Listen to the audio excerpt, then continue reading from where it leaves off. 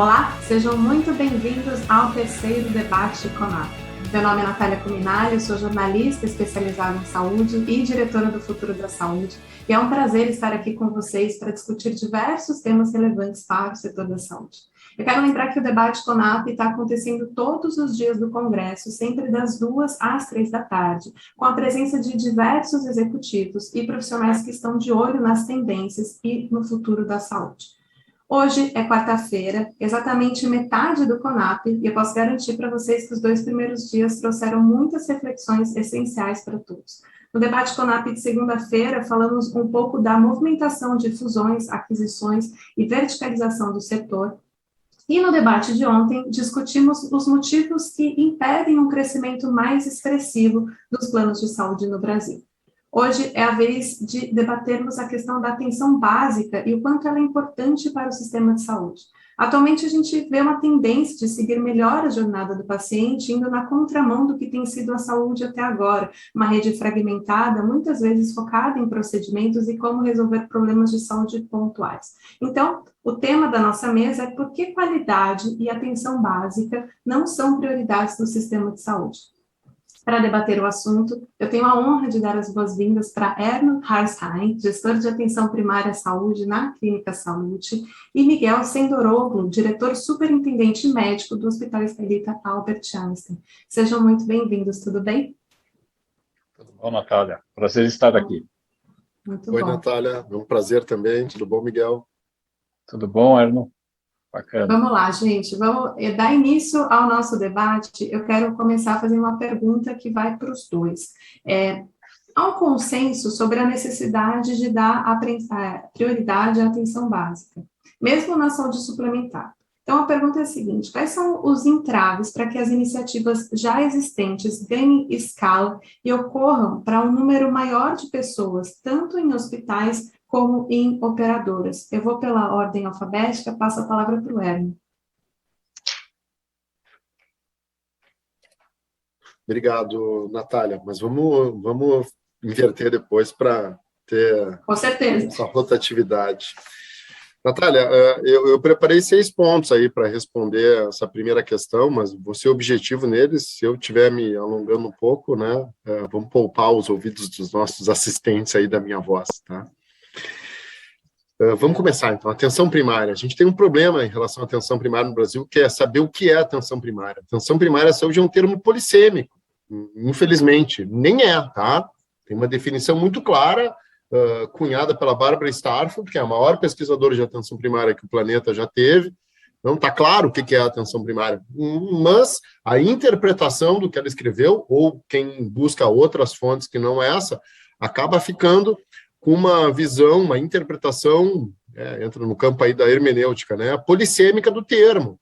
E as pessoas começam a entender por atenção primária aquilo que elas querem, né, e pessoas que eu digo, né, dirigentes, executivos de saúde, gestores, profissionais, pesquisadores, professores, acadêmicos. Então, é um termo que acaba tendo um aspecto meio bombril, assim, e não é para ser a propaganda, aquela das 1001 utilidades. A atenção primária tem um conceito muito claro, tem características claras, princípios claros, atributos claros, que se não são seguidos, a gente não tem atenção primária. Quando eu fiz meu doutorado há quase um século atrás, né, no século passado que eu comecei ele, a minha motivação era essa. Como a gente mede a atenção primária para dizer que isso é atenção primária ou não é atenção primária, né? E a gente avançou no Brasil nessa questão, mas não amplamente, tá? Então, tem um desconhecimento do que realmente é atenção primária na saúde pública e na saúde suplementar. Eu não vou falar aqui segmentadamente, entendeu? Eu estou falando sobre sistema de saúde. Eu quero acabar com a segmentação público-privada no Brasil. Quem conhece meu trabalho sabe disso, e eu vou tentar responder dessa forma. Aí vem o segundo ponto, né? Vamos colocar que um dirigente, não importa se público ou da saúde suplementar, quer apostar na atenção primária. Bom, ele tem que saber bem o que é a atenção primária. E, cara, isso demanda um conjunto de conhecimentos, né? Como eu disse, conceituais, de princípios, de atributos, de características de operacionalização, tá? Bom, aí ele tem que olhar isso, ver os resultados, né, internacionais que a gente tem, publicados em literatura e tal, e ele tem que se convencer se é isso que ele quer fazer ou não. Ele tem que fazer um movimento da mudança. Aquela piadinha, né? Quem quer mudança? Quem quer mudar? Ninguém quer, né? Muito bonita a atenção primária, mas eu vou ter que mexer aqui, vou ter que mudar a minha estrutura, contratar outras pessoas, ter uma estrutura nova, não sei se eu quero. Não está convencido, certo? Não tomou decisão, não fez o movimento da mudança. Fazendo o movimento da mudança, tem que tomar a decisão. Tá, parece a mesma coisa. Não é exatamente isso. Tem gente que se convence, mas toma uma decisão a médias, em espanhol, certo? Pela metade, né? Não, vamos fazer. Aí começa a dar algum ruído, né? A estrutura assistencial começa a reagir. Não, vamos mais devagar. Então, vamos desviar. Então, vamos para o outro lugar. Vai fugir do conceito, vai fugir dos princípios, vai fugir dos atributos, não vai ter atenção primária. Então, a tomada de decisão é algo firme. Nós vamos para lá com esse método. Tá? No momento que o sujeito toma a decisão, a liderança, o conjunto das lideranças toma a decisão, tem que investir. E aí tem um desconhecimento da atenção primária. Não, a atenção primária é bom porque é mais barato. Não é assim. Os estudos mostram que um bom sistema de saúde baseado em atenção primária diminui o grau, tá, da curva de elevação dos custos. Se a curva é assim, de elevação de custo ao longo dos anos, e a gente baseia esse sistema em atenção primária, ela cai. Ela deixa de ter, 45 graus de inclinação, passa a ter 30. Então, eu vou ver ganhos no futuro. Na real, no momento de implantação, o mais provável é que eu tenha despesa. Porque eu não faço uma substituição franca e imediata de processo assistencial. Eu tenho coexistência, às vezes, de modelos. Então, é provável que eu tenha uma cunha de algum aumento de despesa por algum tempo. Isso tem que estar dentro do meu planejamento e eu tenho que ter recursos, né, e apoio dentro da instituição e o conjunto de pessoas que decidem e influenciam a tomada de decisão tem que saber que por 6 meses, por 12 meses, a gente vai trabalhar com uma despesa em atenção primária que vai ser encarada como investimento, né? Porque eu não posso buscar o retorno dela imediato para começar a ter o retorno no tempo que o meu planejamento me indica que vai ser possível, tá? De acordo também com o que eu vou alcançar de receita para esse investimento. Tá? Aí a gente entra no campo um pouco da operacionalização da história. Eu não faço saúde sem bons profissionais, sem boas pessoas. É claro que a gente precisa de prontuário eletrônico, de sistema de informação, de ferramenta de coordenação de cuidado, de um monte de coisa que não é pessoas. Mas as pessoas são ainda mais fundamentais que esses outros processos, né?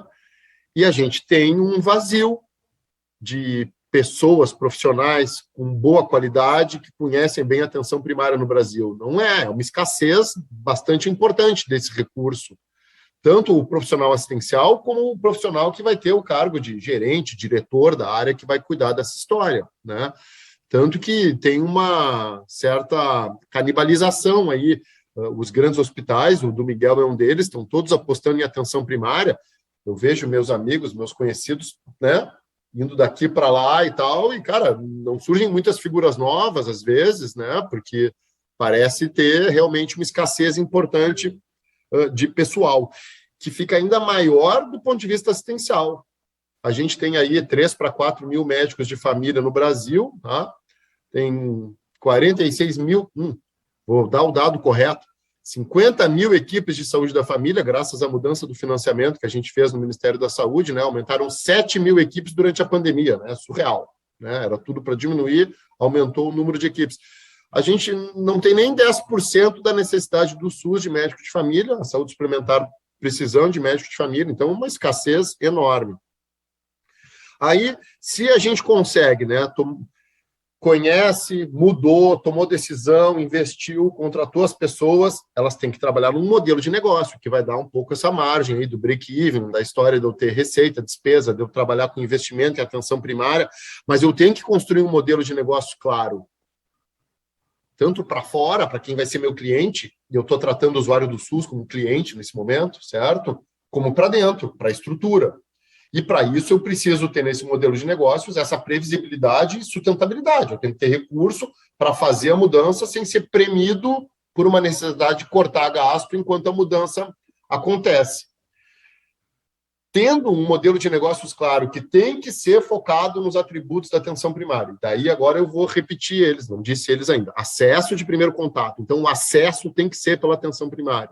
Longitudinalidade, que é a continuidade do cuidado com a mesma equipe profissional e com confiança nessa equipe. Então, os caras têm que ser bons, porque ninguém vai confiar num cara que não passa, né, credibilidade, que é inseguro, que muda a conduta, que não resolve problemas.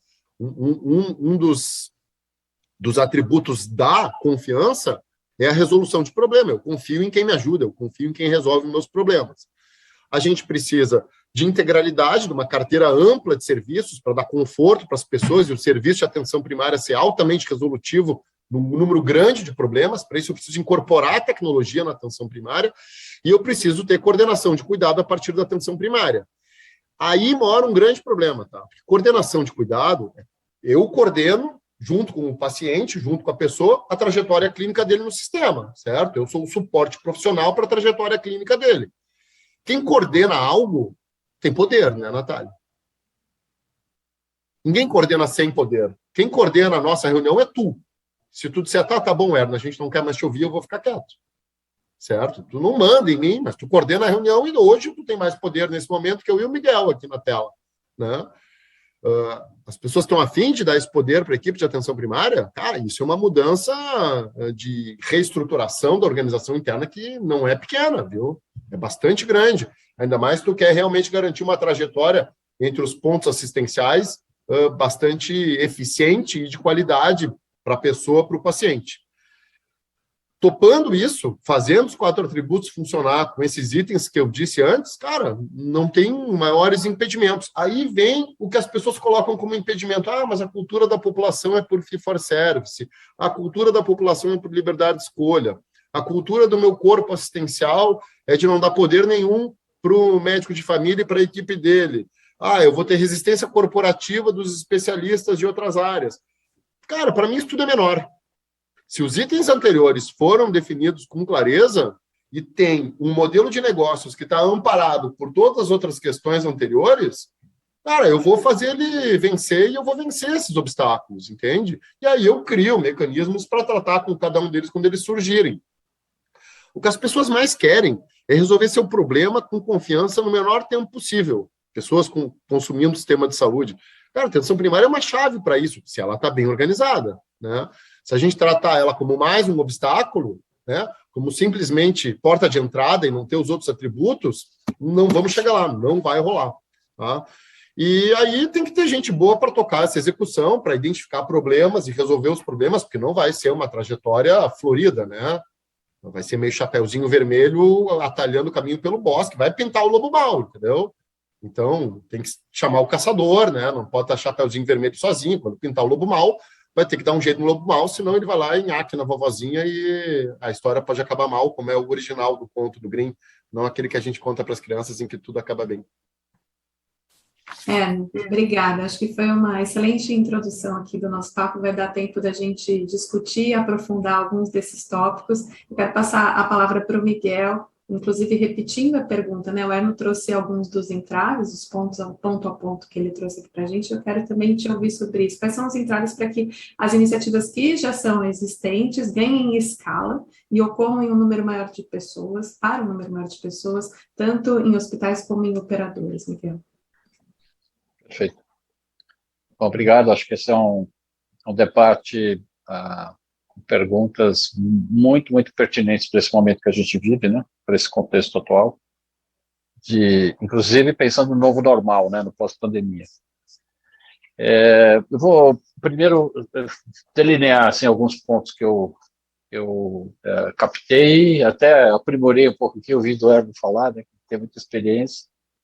Depois eu vou contar um pouquinho da nossa história, só para ilustrar esses pontos. Tá? Depois a gente pode aprofundar mais.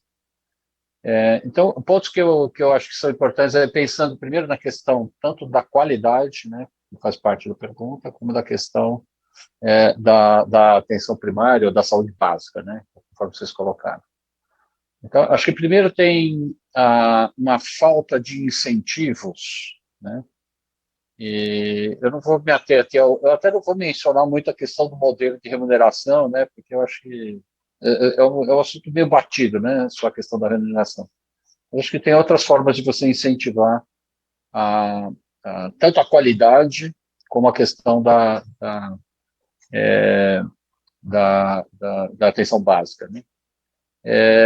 Alguns pontos sobre essa questão dos incentivos, né? Além eventualmente dos incentivos financeiros, né, que podem partir, eu entendo que deveriam partir das operadoras, mas também entendo que há uma dificuldade no sistema de regulação, no próprio arcabouço legal que tem por trás disso, né? Mas a gente senta para falar com operadores que você percebe que o olho do gestor médico lá da operadora brilha quando a gente propõe certas coisas, mas assim, ele não tem como fazer, ele não tem ele tem que seguir regras contratuais e legais ou regulatórias daquele serviço que ele tem contratado com o seu cliente, e ele não tem muito como fugir daquilo, né? E muitas das barreiras que eu percebo na prática têm a ver com isso. Acho que também não há incentivo para, do ponto de vista de transparência, né? Ninguém é obrigado a fazer benchmark ou publicar seus resultados, né? Nos Estados Unidos existe um movimento mais forte de transparência, existe inclusive uma responsabilização maior de todos, no sentido de educar o paciente a se informar melhor e fazer escolhas mais inteligentes, né, baseadas nas informações. Aqui ninguém é obrigado a participar de benchmarking e, honestamente, eu me sinto bastante frustrado por N tentativas que a gente teve aqui de tentar emular, por exemplo, uma prática da Cleveland Clinic, de você publicar os seus indicadores de processo, os seus indicadores de resultado, os seus indicadores de satisfação dos pacientes, e ninguém dá bola, né? Até a nossa área de marketing aqui, né, nossa área de comunicação também, para quê, né, que nós vamos fazer isso se isso não vai trazer mais pacientes, não vai trazer novas receitas, é um investimento vazio, né? Então, eu confesso que eu fico meio... a gente continua insistindo em publicar, né? Quando a gente debate no próprio ambiente da ANAP a questão de montar um benchmark e trazer um pouco de transparência, a gente sempre esbarra na discussão, não, mas por que eu vou entrar no benchmark quando eu sei que o outro ali pode ter um resultado melhor? Também não tenho certeza, eu não confio que ele vá publicar o resultado correto dele, né? Então, a desconfiança, a própria competição também não, né, mesmo nas associações como a ANAP, que são progressistas, né, acaba atrapalhando isso, né? A gente, quando deveria talvez cooperar para fazer o sistema evoluir e a gente informar e criar uma cultura mais baseada na transparência da informação, a gente, né, esbarra nesses conflitos de interesse, né? Acho que também, aí entrando especificamente na questão da saúde básica, né, a gente tem uma dificuldade de documentar custo-efetividade até por um viés temporal, né? Hoje, assim, uma operadora ou uma empresa que está investindo nisso, né, depois, assim, considerando que existe um turnover de colaboradores, então você começa a investir, é um investimento de longo prazo, em atenção básica, para evitar complicações tardias, né? Sabendo que seu colaborador vai ficar com você 4, 5, 6 anos e depois vai mudar para outra empresa, né? Então, por que você vai investir agora para a empresa do futuro colher isso, né? Então, e as próprias empresas não têm um incentivo que venha desse arcabouço legal ou regulatório para fazer isso, né? Então, acho que são N coisas que estão ausentes. Apesar disso, acho que o Erno apontou muito bem, várias empresas estão migrando para isso, porque acho que é uma premência de sustentabilidade financeira, né? O sistema, está o tempo todo com medo do sistema colapsar, ou porque as operadoras vão colapsar, ou porque os prestadores vão colapsar. Por enquanto, eu não vejo uma preocupação com a indústria colapsar. Mas acho que, ou mesmo a capacidade do governo financiar a saúde pública, né?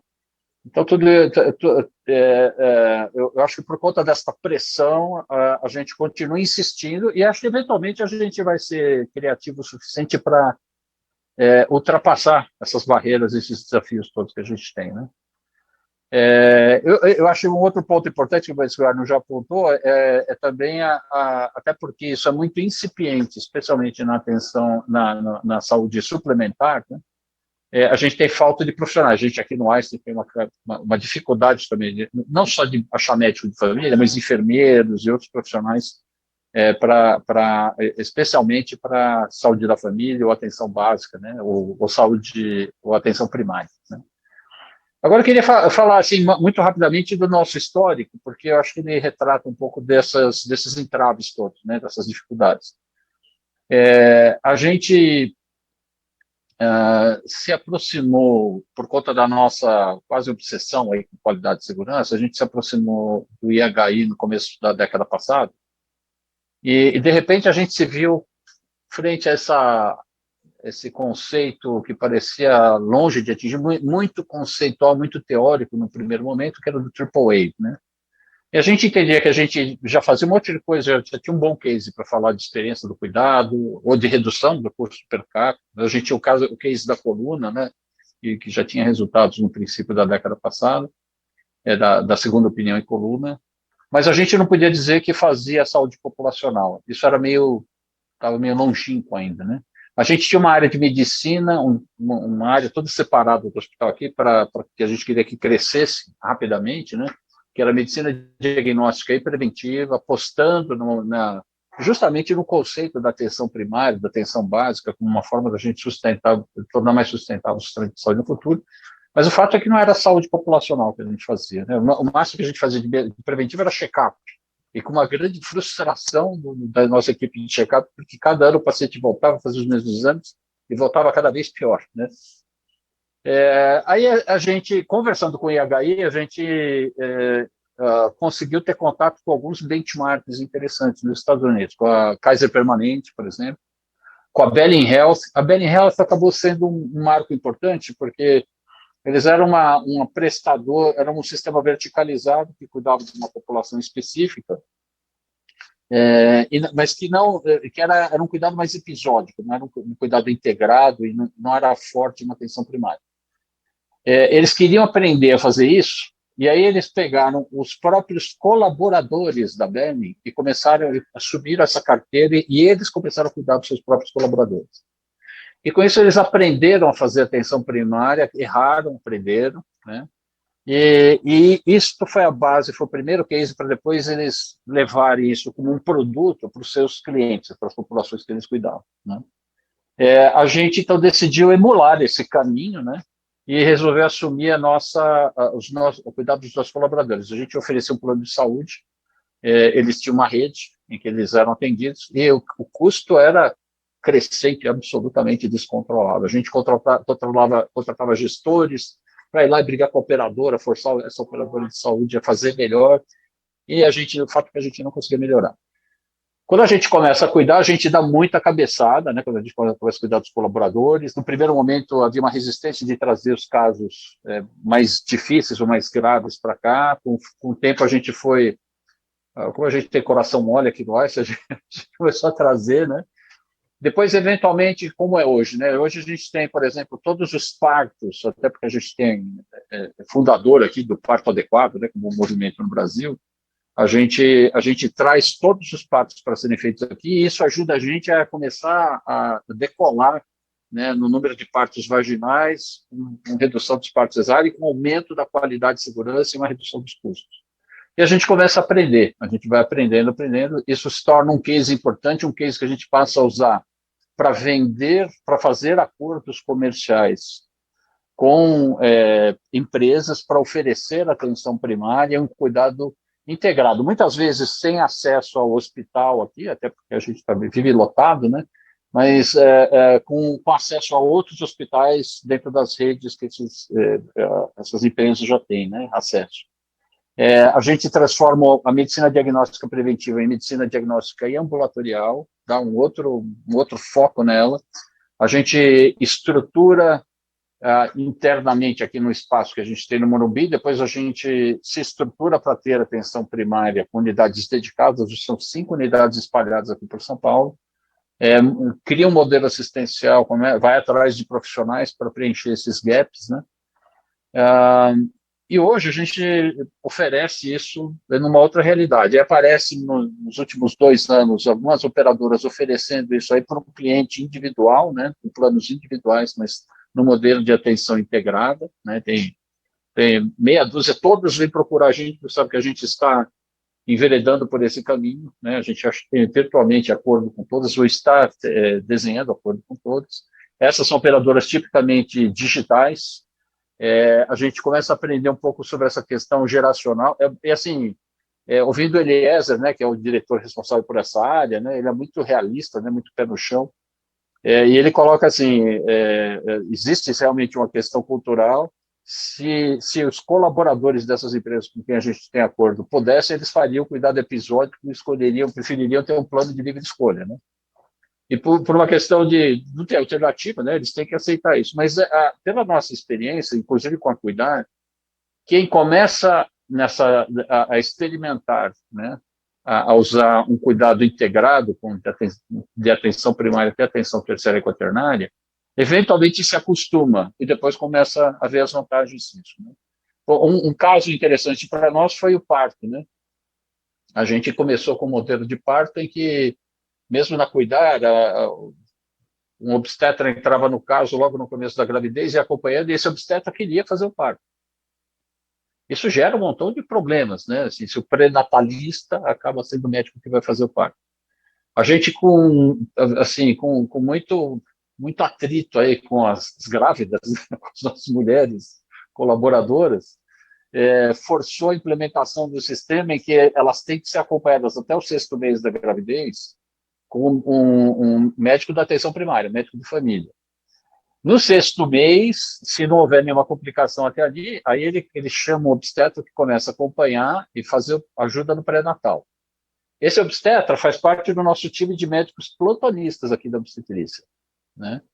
No dia do parto, quem é que vai fazer o parto? É o médico de plantão ou a enfermeira de plantão. Hoje, 60% dos partos já são feitos por enfermeiras, né? E o médico que faz o parto, tipicamente não é o médico que acompanhou o pré-natal, o obstetra que acompanhou o pré-natal, né?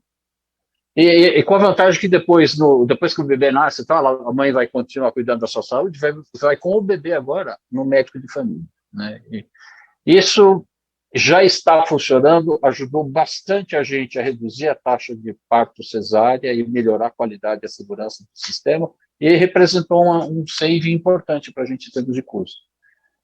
Eu acho que o que está acontecendo na prática é que a gente está construindo um case cada vez mais forte, o que facilita e, logicamente, atrai mais empresas que querem ter acordos comerciais com a gente para a gente cuidar das suas populações, né? Então, sucintamente, esse é o nosso case. Tem N barreiras, mas elas não são impossíveis da gente ultrapassar.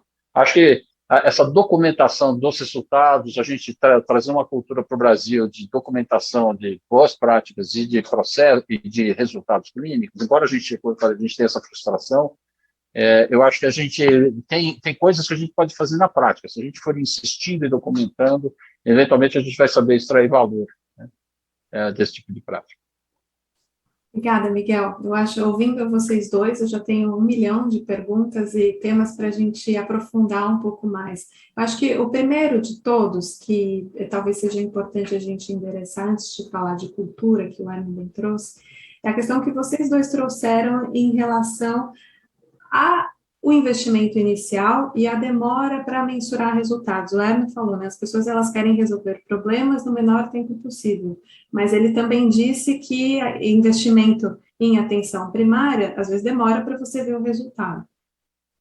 Então, a minha pergunta eu vou fazer para você, Miguel, para a gente inverter um pouco a ordem, vocês acham que falta um incentivo financeiro? Seria talvez preciso criar marcos de remuneração diferenciados? Eu sei que a gente não vai entrar muito na pauta de fee for service, mas o que tem que ser feito para que isso de fato ganhe escala e saia mais desses cases, né, mais específicos que a gente tem? Você está no mute. Perdão. Sim, com certeza, falta como eu falei, não necessariamente só incentivo financeiro, acho que tem outras formas de você incentivar, por exemplo, direcionando pacientes, fazendo mais acordos, né, ou ajudando até na questão da divulgação da marca, né. Então, eu acho que tem outras formas da gente ultrapassar esse tipo de barreira e se frustrar menos, né, com a questão do investimento da qualidade, da segurança, e especialmente aqui na atenção básica. Eu acho que não dá para a gente deixar de falar da questão do modelo de remuneração, né? Existe toda uma discussão sobre value-based healthcare, né, e modelos de remuneração baseados em valor, que assim, está difícil da gente ver um case de sucesso, está aqui a fórmula, vamos copiar a fórmula que aquela instituição fez, que vai dar certo, né? Primeiro porque é caro fazer isso, é caro medir desfecho, a gente vem insistindo nesse investimento de mensuração de desfecho, acho que é uma necessidade para quem quer ter uma instituição que tem uma proposta de qualidade, né, de segurança, que tem meta, que quer ser uma instituição de alta confiabilidade. Essa é uma necessidade, né, para quem quer ter uma acreditação da Joint Commission, por exemplo, você tem que fazer isso. Mas a gente carece de um case de sucesso, né, de alguém que tenha colocado isso na fórmula de remuneração. O máximo que eu consigo enxergar hoje no mercado, e até a gente tem cases internos aqui assim, são os modelos de pacotes em que a gente inclui uma garantia para as complicações durante um certo período. Pelo menos aquelas complicações que têm um nexo causal com o procedimento ou com a doença que motivou a internação, né? Tirando esses, assim, a gente já tentou fazer isso, a gente tem um case aí, que é um case pequeno, né, que a gente tem um bônus de remuneração ao final de um ano, a depender do quanto que a gente conseguiu atingir daquele desfecho desejado, aquela meta de desfecho que a gente combinou com a operadora. Mas tirando esse, e olha, dá muito trabalho fazer isso, a gente não é uma coisa para você fazer assim, fazer de modelo automático. Acho que a gente tem um outro, na ponta oposta desse espectro de modelos de remuneração, que vai do fee-for-service ao capitation, eu vejo uma tendência cada vez mais das instituições migrarem para esse modelo de capitation. Ele tem muito risco para o prestador. A gente ainda está aprendendo a fazer isso e a lidar com esses riscos, né? Mas acho que é uma tendência forte, no sentido, se a gente realmente acha que a aposta, que a atenção primária, a saúde básica vai reduzir o custo e vai tornar o sistema sustentável, né? Eu acho que o modelo de remuneração que é mais adequado com essa aposta acaba sendo o capitation. E aí, assim, existem várias formas de fazer capitation. Existem o capitation mais, com perdão da palavra, tem capitation mais burro e capitation mais inteligente, onde você pode ter alguns incentivos para a mensuração da qualidade, para a transparência, para a atenção primária, metas relacionadas à saúde da população que você está cuidando, né? Acho que tem formas de você fazer isso não de uma maneira travada, eu vou te dar tanto por vida e acabou, né? Se vira. Então, é o que a gente, é assim que a gente está enxergando esse cenário hoje. Ainda sobre essa questão do financiamento e da dificuldade de remuneração, você acha que, apesar, né, de todos os pontos que você trouxe, em termos de desafios e entraves, se a gente tivesse um cenário em que isso fosse mais incentivado, a gente veria isso mais na prática?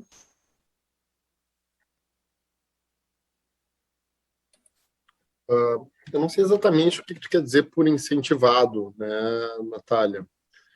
Vamos tentar agora, a gente acaba sempre voltando um pouco para a segmentação, né? Deixa eu organizar aqui a minha fala um pouquinho, eu vou te responder, tá? Mesmo que pareça que não, eu gosto de responder com uma primeira parte da fala, mas acho que é importante contextualizar algumas coisas, né? A Bárbara Starfield já dizia que os objetivos da atenção primária é melhorar a saúde dos indivíduos, de cada uma das pessoas, do conjunto das pessoas, e fazer isso com equidade.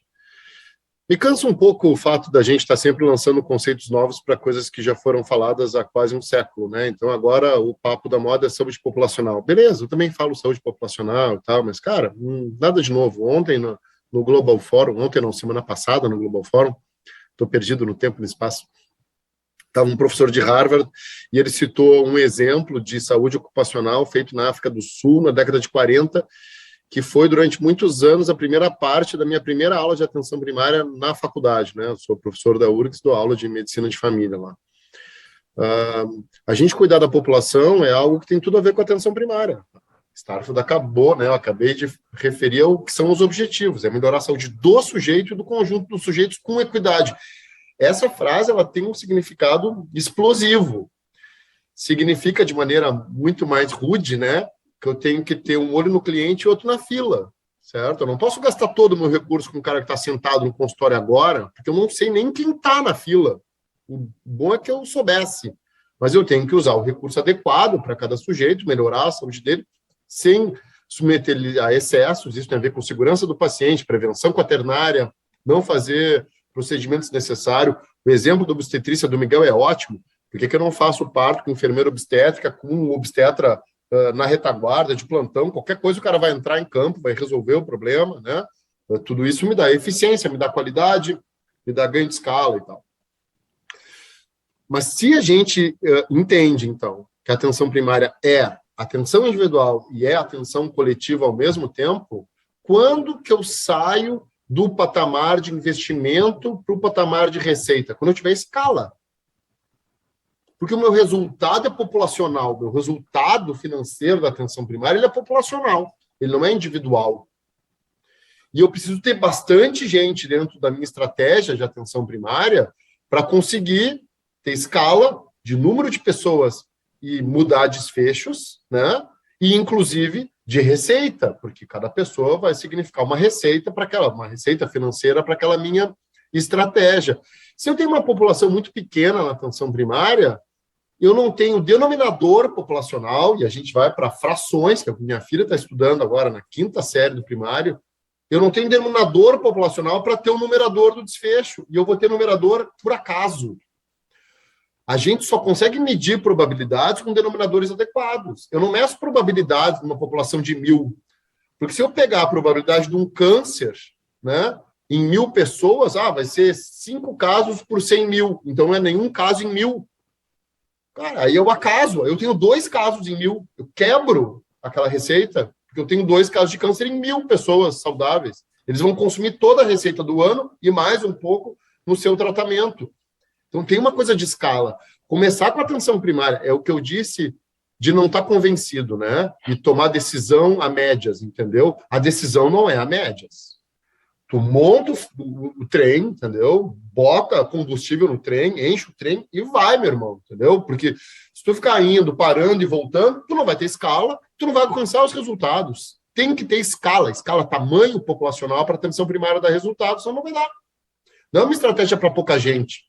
Pouca gente não precisa de estratégia nenhuma. Cuida deles de base pessoal, personalizada, porque tu conhece todo mundo pelo nome, né? É um pouco uma prática que, infelizmente, e agora eu vou entrar na outra parte do financiamento, tá? Que a gente tinha um pouco no SUS, assim, né? Estratégia de saúde da família, cobertura da atenção primária no Brasil. Até a gente criar o Prefine Brasil com o Mandetta e mudar o financiamento da atenção primária, a cobertura populacional da atenção primária no Brasil era calculada número de equipes vezes 3.450 pessoas, tá? É uma estimativa. É um chute. Eu pego o número de equipes e multiplico por um número de pessoas, e digo que eu cobri aquelas pessoas, né? O que a gente via nos dados, né? O número de consultas ofertadas médicas e consultas multiprofissionais muito inferior a esse contingente populacional, e quando começou a melhorar o cadastro informatizado da população nas unidades básicas de saúde, esse cadastro era muito inferior ao cálculo da cobertura. Conhecendo isso antes da gente ir para o Ministério já, e sabendo que a gente tinha que mudar o financiamento da atenção primária no Brasil para ir para um financiamento ligado à captação e a desempenho, verdadeiro de desempenho, esses dados só davam razão para a mudança que o nosso grupo lá de gestão, capitaneado de novo pelo Mandetta, aí, queria implantar na atenção primária. Tá? Quando a gente chega no Ministério, a gente tem 87 milhões de brasileiros cadastrados nas equipes de saúde da família, quando deveriam ser 140, pelo cálculo da cobertura estimada. Faltavam só 53 milhões de pessoas, tá? Em 87, que é mais da metade. Cara, quem conhece a atenção primária sabe que a equipe que não está afim de abrir a porta e não cumprir com o principal atributo, que é o acesso ao primeiro contato, não abre a porta. Cria um monte de entrave burocrático para não atender as pessoas. E não ter cadastro é um baita entrave. Não te dou a receita porque tu não tem cadastro. Não te marco a consulta porque não tem cadastro, né? Até vacina, cara, mas até a vacina era negada, às vezes, por causa de cadastro. Como era o financiamento da atenção primária antes? Era um financiamento por oferta. Se pagava por equipe. Eu tenho equipe, a equipe está cadastrada, passou no estado, foi aprovada, não sei aonde, só papel, né? Tudo isso é só papel. Ninguém viu a equipe, ninguém viu as pessoas. É nomes em papel e sistema, só papel, só papelório, só cartório, tá? Tem a equipe, recebe. Se a equipe trabalha, se a equipe não trabalha, se ela trabalha bem, se ela trabalha mal, recebia. Além disso, tinha o PAB fixo, que era um valor bem pequeno por pessoa da base populacional do município, né? Beleza, era uma maneira meio equitativa, assim, distribuir recurso. A atenção primária tem que estar em todos os lugares, mas não exigia nenhum grau de responsabilização pela população, porque se eu não fizer nada, eu ganhava o PAB fixo. Se eu não tivesse nenhuma equipe de saúde da família, eu ganhava o PAB fixo. Então, era um dinheiro distribuído sem nenhuma contrapartida, só com base populacional. Cara, eu não consigo entender um negócio feito por adultos em que tu paga uma coisa e não tem nenhuma contrapartida em troca, entendeu? Porque a gente está falando de seres humanos, nós temos as nossas qualidades, os nossos defeitos, os nossos desvios, né? Então, pagar sem cobrar retorno tende a não funcionar bem o negócio que a gente está colocando esse dinheiro. E o SUS é um sistema de saúde com dinheiro dos impostos, as pessoas não decidiram pagar imposto proativamente, o imposto é coletado, deixou de ser com cavalo e lança, mas não deixa de ser uma coisa meio parecida com o que era na Idade Média ainda, né? Ai de ti que não paga os teus impostos, e é o nosso dinheiro que está sendo usado com um objetivo que tem que ser bom e tem que alcançar resultado. Além do PAB fixo, do pagamento por oferta de equipe, que nenhum dos dois garantia nada, tinha o PEMAC, foi muito legal a instituição dele, que era um programa de melhoria do acesso à qualidade. É o germe do pagamento por desempenho dentro do Ministério da Saúde. Muito legal, né? Para germinar uma cultura de pagamento por desempenho. O problema é que o método do PEMAC virou sopa de letrinhas da saúde pública brasileira. Diversos questionários com 700 variáveis, em que se entrevistava 3 pacientes a cada 2 ou 3 anos por equipe. Aí não dá, entendeu? Daí a fragilidade técnica e metodológica, ela sacrifica o método, né? O método não, a intenção. O método é tão ruim que mata a intenção. E, cara, em política, como eu já dizia, né? Não o Sartre, mas o Camus, que é muito melhor que o Sartre, o que importa são os meios, não os fins. Em política, quando os fins são o que importam, a gente acaba em situações drásticas, como já ocorreram no século passado. E em sistema de saúde é a mesma história, cara. A gente tem que cuidar do método e perseguir o fim. Medir o método pelo indicador de resultado, mas a gente tem que cuidar do método, né? O que a gente fez na mudança de financiamento? A gente acabou com o PAB fixo e com o PAB variável, que era por oferta de equipe, e transformou isso em captação. Pagar um valor por pessoa cadastrada. Esse valor variava de acordo com a vulnerabilidade da pessoa, extremos de idade, ser beneficiário de programa social do governo, BPC, Bolsa Família, aposentadoria até 2 salários mínimos, e por questões contextuais do município. Municípios muito pequenos e pobres recebiam muito mais do que municípios com mais recursos, até porque o município também tem que contribuir para a saúde, tá? A gente criou um conjunto de incentivos financeiros, tipo fee for service, entre aspas, para as coisas que eram frágeis no SUS, acesso, o pior atributo da atenção primária no SUS, então quem botasse as unidades a funcionar até mais tarde ganhava mais dinheiro. Formação profissional, nós dois já falamos aqui do problema da escassez de bons profissionais, então residência de medicina de família, de enfermagem de família e comunidade e de odonto, ganhava dinheiro por ter residência no município e por trazer prontuário eletrônico. Sem informação, a gente não faz nada, né, Miguel? Nada, nada. Então a gente tem que pagar pela informação, tem que ter informação. E informação hoje é sistema eletrônico, prontuário eletrônico. Tá? E a gente criou um pagamento por desempenho, definindo que no máximo vão ser 21 indicadores, de preferência de resultado, mas aí a maturidade do sistema de informação da atenção primária brasileira não dava para a gente ter esse indicador de resultado para algumas condições, e a gente pegou alguns indicadores de processo, eles acabaram ainda não definidos, tá? Por causa da pandemia e tal, mas é um bom caminho. O que aconteceu? Tá? Eu vou dar só alguns números para vocês. A gente tinha 87 milhões de pessoas cadastradas em dezembro de 2018. todo mundo sabe o que aconteceu em fevereiro do ano passado para cá, né? Pandemia, né? Negócios fecharam, empresas fecharam, um monte de coisa da vida aí da gente sumiu, desapareceu, inclusive pessoas, né? Um número muito expressivo e mais do que deveria ser o mínimo que a gente podia alcançar. A gente tinha 87 milhões de pessoas cadastradas, 43 mil equipes de saúde da família e cerca de 20 mil com prontuário eletrônico. Agosto de 2021, tá? A mudança do financiamento entrou em vigor em janeiro de 2020, 1 ano e 8 meses depois, 20 meses depois, dos quais 18 com pandemia. 150 milhões de brasileiros cadastrados, sem duplicata, com CPF, endereço e telefone na base do SUS. Ninguém no mundo tem um sistema de informação de 150 milhões de pessoas. A Kaiser permanente não tem, então não tem 150 milhões de clientes.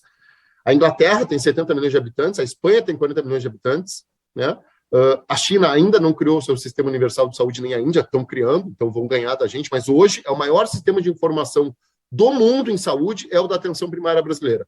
150 milhões de brasileiros cadastrados, 50 mil equipes de saúde da família, 7 mil a mais do que a gente tinha, com 18 meses de pandemia nesses 20 meses, 36 mil dessas equipes com prontuário eletrônico. Isso é uma base estrutural para fazer mudança, que só não faz quem não quer.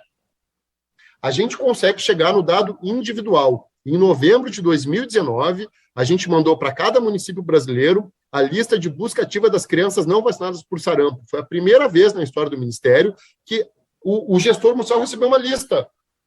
Emily, Claudinho, Joãozinho, Luizinho, falta vacina. E foi a primeira vez que a gente pagou por cobertura vacinal também, indo na linha do pagamento por desempenho.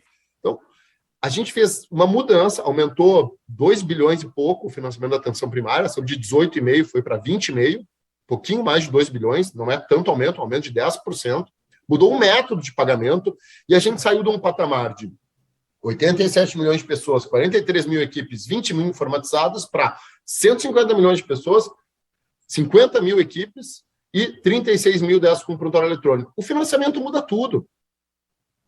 Entendeu? O financiamento muda tudo. O financiamento em saúde muda tudo. Por isso que eu acho que eu botei esses pontos ali. Se o cara sabe o que é atenção primária, se ele está convencido que quer mudar, ele toma a decisão de mudar e ele tem dinheiro para investir, ele vai ter sucesso. O resto é obstáculo que dá para passar. Mas precisa desses princípios iniciais e é essa história, né? Tem que pagar para ser atenção primária. Não pode pagar for service e querer ter atenção primária. Acho que falei demais, desculpa. Ótimo, acho que são dados impressionantes, né? Não tem como não ouvir essas informações e pensar que, enfim, parece que estamos, que avançamos nesse tempo, em tempos de pandemia, inclusive. Mas eu queria trazer um ponto e pedir para o Miguel comentar em relação à questão cultural. O Aaron disse no início da fala dele que se a gente preenche outras questões, a questão cultural acaba sendo secundária. E aí você trouxe o exemplo da obstetrícia, né, das grávidas aí no Einstein. A gente sabe que culturalmente as pessoas elas estão acostumadas a tomar as rédeas na hora de procurar assistência à própria saúde. Então, a gente vai para o pronto-socorro quando tem um sintoma mais preocupante. Enfim, não estão acostumadas a entregar a saúde para alguém que faça a gestão. Eu queria te ouvir um pouco em relação a isso, Miguel, sobre quais foram as dificuldades e quais são as dificuldades que você encontra em, de fato, fazer com que as pessoas entreguem a sua própria saúde a uma gestão. A primeira coisa que eu pensei te ouvindo, Natália, foi numa questão geracional que eu já percebo, né? E eu percebo até em casa, né? Eu vou contar aqui uma historinha. A gente tem acordos com essas novas operadoras que atendem a um público mais premium, com planos individuais e uma medicina integrada. São novas operadoras, ainda elas têm populações pequenas, acho que até a pandemia segurou um pouco a expansão desse tipo de plano. Tem operadoras novas no mercado que oferecem só esse tipo de plano individual. Agora, as duas que eu conheço, né, que oferecem só esse tipo de plano, agora estão indo também para planos não só individuais, mas também para corporativos, né? A gente conversa muito com os gestores, né, então a gente sabe que existe esse tipo de plano da parte deles. Existem operadoras que oferecem os planos antigos, né, que já são aí de mercado, que agora estão abrindo frentes novas, né, com novos produtos no mercado, com esse perfil de plano também integrado, né. Um primeiro momento para algumas só para o cliente individual e outros também para o corporativo. Então, é uma experiência ainda incipiente, né? E como eu já tinha mencionado antes, assim, eu percebo que quem ainda tem acesso a um plano de livre escolha prefere manter essa prerrogativa de poder escolher seu médico, poder escolher o hospital e gastar, né, em cima do plano a hora que quiser, né? Mas eu tive uma experiência em casa, né? Primeiro, assim, tem uma dessas operadoras que a gente tem proximidade, que é uma operadora jovem, que atua só nesse mercado, né? Ela é bastante digitalizada, ela tem base aqui em São Paulo, e ela tem um foco só numa clientela mais jovem.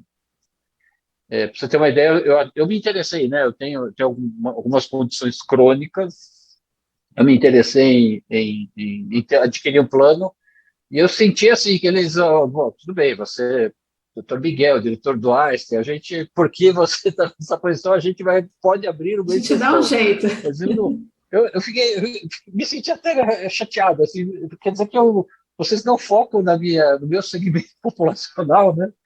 Vocês me rejeitam, né? Mas aí, exatamente para nesta operadora, a gente acabou adquirindo um plano para minha cunhada. Minha cunhada não tinha plano de saúde, né? Minha cunhada casou com a minha filha, e a gente achou que era muito importante ela ter um plano que desse acesso a uma rede adequada, né, para ela se cuidar, para não ter problemas. Mas é um plano integrado, ela tem que se matricular, passar numa consulta de atenção primária, aí ela conhece o time, a tríade que vai cuidar, mais que uma tríade, porque tem, além de um médico, de um enfermeiro, tem uma área administrativa, mas tem psicólogo, nutricionista, tem todo um time multidisciplinar junto, né? E eles são muito rígidos no modelo deles, né? Tem que passar em consulta com todo mundo e depois um ultra digital acompanhamento, né? Com muita informação o tempo todo, muita interação com o cliente. Ela estranhou no primeiro momento. Hoje ela está adorando, né? Aí ela ficou amiguinha lá do time que cuida dela, né? Ela, e depois de um tempo, ela entendeu que ela não podia. Primeiro, ela ficou chateada porque não podia fazer exame a hora que ela quisesse, tinha que ter uma anuência lá do médico de família, né? Ela tinha que passar na consulta e seguir, né, esse modelo de atenção primária.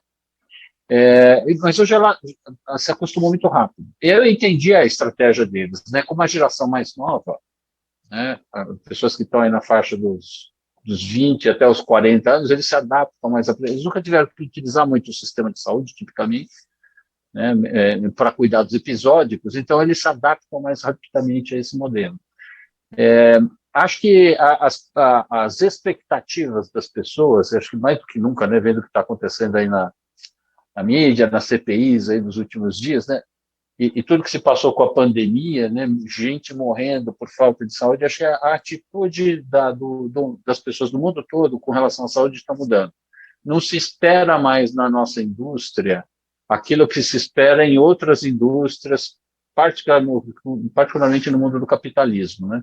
Acho que o que se espera da indústria da saúde é qualidade, é responsabilidade, é ética, é transparência, né? E acho que isso está na cabeça das pessoas. Isso vai ajudar, vai facilitar muito essa mudança cultural. Eu não acho que seja uma mudança cultural pequena. Como eu estou vendo lá com a minha cunhada, mesmo ela sendo jovem, ela teve ali uma dificuldade de se adaptar, né?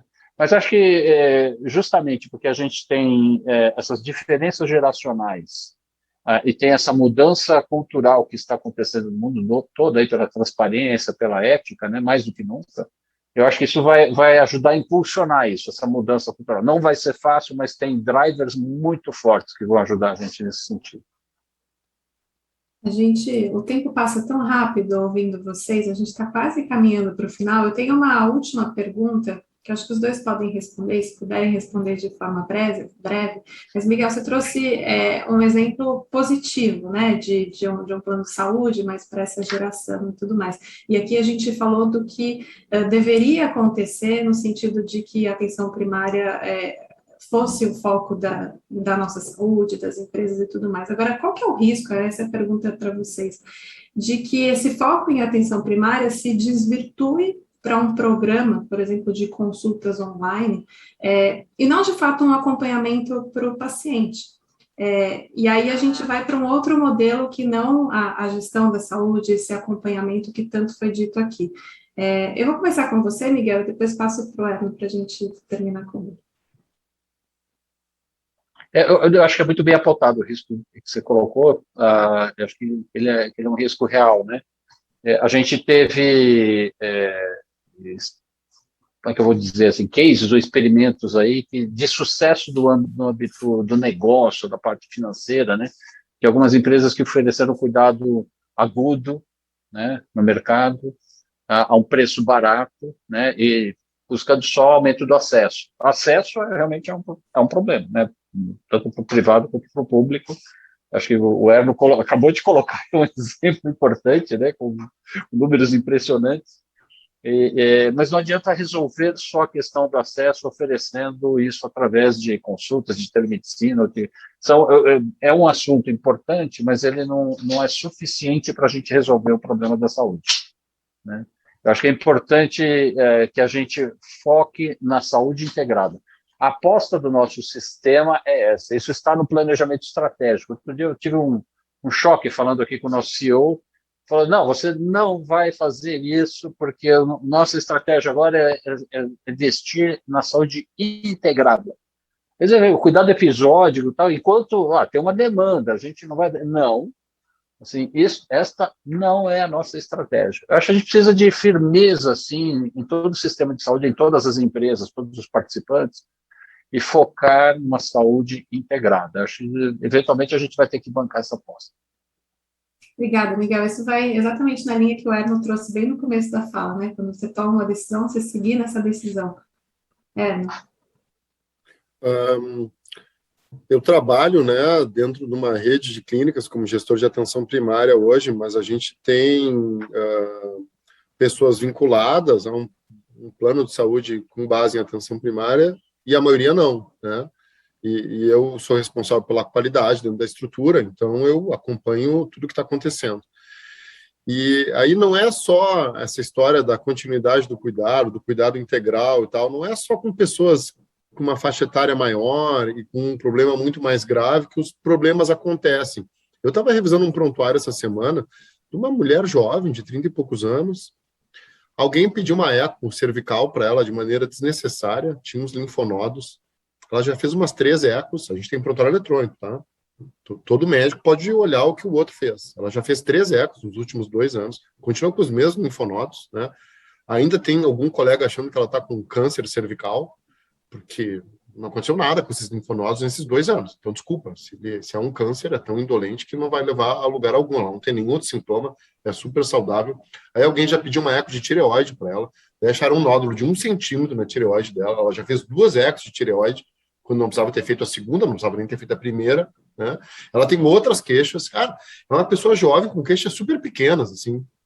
Tem dor lombar, autorresolutiva, teve um problema não sei o quê, teve uma infecção, começou fazendo essa eco por uma infecção de vias aéreas superiores, então o primeiro exame é pedido sem nenhuma probabilidade pré-teste que justificasse a sua solicitação.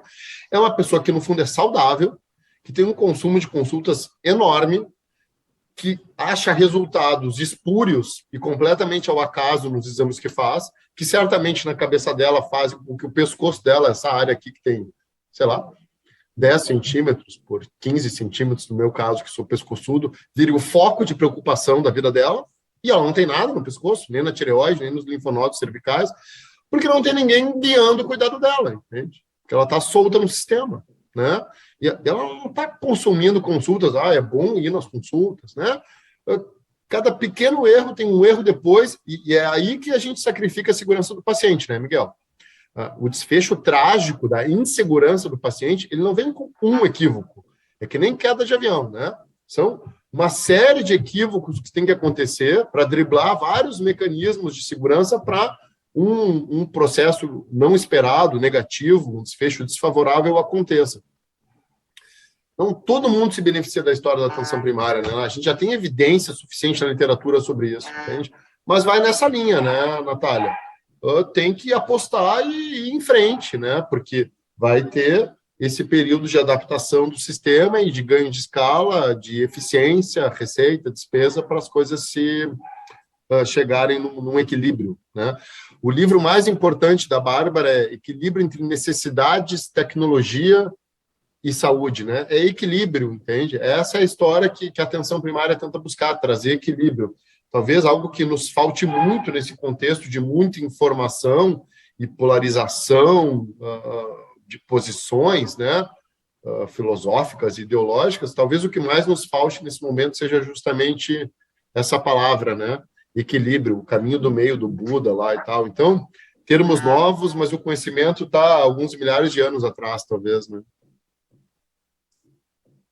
Obrigada, Miguel, obrigada. Infelizmente, eu preciso encerrar esse nosso debate. Foi extremamente esclarecedor. Acho que vocês conseguiram trazer aqui muita informação sobre o cenário atual e também para onde a gente vai nessa questão de qualidade e lugar da atenção básica dentro do sistema. Bom, eu queria agradecer também a todo mundo que acompanhou a gente até agora, e eu quero lembrar que o debate CONAP acontece todos os dias das 2 às 3 da tarde, e estaremos juntos novamente amanhã e sexta-feira. Vocês estão convidados para assistir a discussão desta quinta, que será por que é tão difícil incorporar novas tecnologias em saúde no Brasil. Eu deixo aqui um convite para que vocês também acessem o Futuro da Saúde, futurodasaude.com.br, que está fazendo a cobertura da CONAP. Muito obrigada e até amanhã.